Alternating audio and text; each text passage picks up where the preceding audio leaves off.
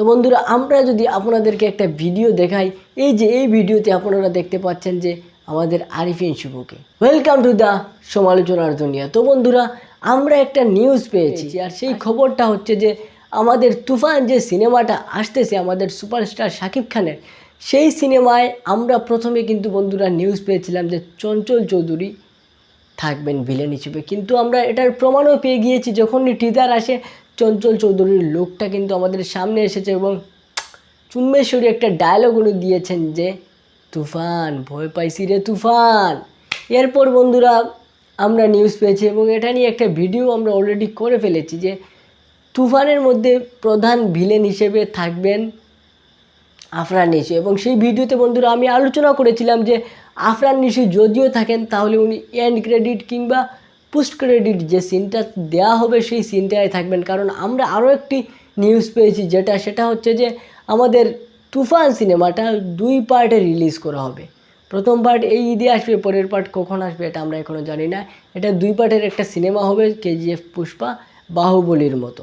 তো বন্ধুরা এরপর আমার কথা হচ্ছে যে বন্ধুরা এখন আমরা যে রিউমারটা পাচ্ছি, যে নিউজটা পাচ্ছি, সেটা হচ্ছে যে তুফান সিনেমার মধ্যে ভিলেন হিসেবে থাকবেন আমাদের আরিফিন শুভ।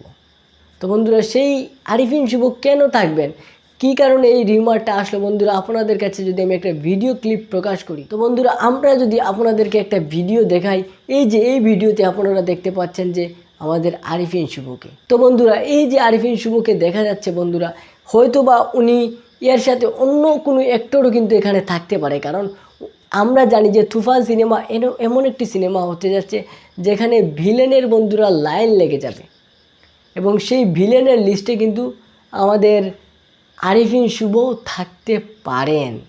এখন বন্ধুরা আসলেই কি আরিফিন শুভ থাকবেন কি না, কিংবা যিশু সেনগুপ্তেরও নাম উঠেছিল তুফান সিনেমার ভিলেন হিসেবে বন্ধুরা। এখন যিশু সেনগুপ্তকেও আমার এই ভিডিওটা যে আমি আপনাদেরকে দেখিয়েছি, এই ভিডিওতে কিন্তু আমার আরিফিন শুভ মনে হচ্ছে ওনাকে, আবার 20-30% 70% মনে হচ্ছে উনি আরিফিন শুভ, কিন্তু 30% আবার আমার মনে হচ্ছে যে উনি আসলে যিশু সেনগুপ্ত।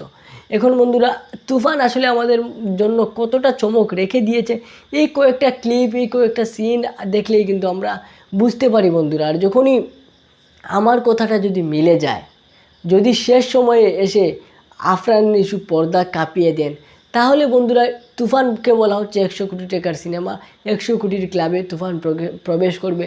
তাহলে বন্ধুরা যদি আফরান নিশু লাস্ট সিনে থাকে, আরিফিন শুভ মেইন ভিলেন হিসেবে থাকে, যিশু সেনগুপ্তের মাঝখানে একটা কেমিও থাকে, চঞ্চল চৌধুরীর তো পুরোপুরি রুতবা থাকবে।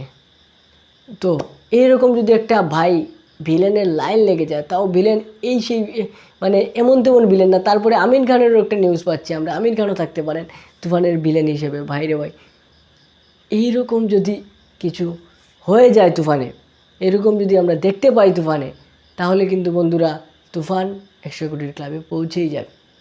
আপনাদের কাছে আমি বাজি ধরলাম আপনাদের সাথে। তো বন্ধুরা দেখা হচ্ছে নেক্সট ভিডিওতে। আজকের মতো বিদায়, ভালো থাকবেন। আসসালামু আলাইকুম।